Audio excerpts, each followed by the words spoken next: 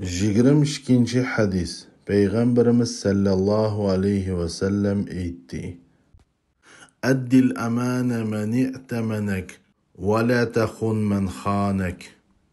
Amanet bergen adamның amanetini yetkizgin ve hıyanet kılgan adamga hıyanet kılmagın. Bu hakiki müminlerinin süpetleridir.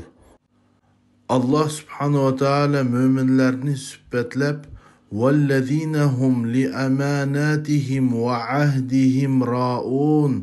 Ular özünün amanetlerini ve vədlərini saxlıqçılardır deydi. Ve bu hadisten eniq ki, eğer bir kişi haksız bir niməni alsa, haksız onun bir niməsini elişqi bolmaydı. Bazı bir adamlarının arasında oğrıdan oğurlaş haram emas degan sözlerini bayqığını buludu. Bu hadiste eniq delil, o sözünün yalğan batıl kelligi.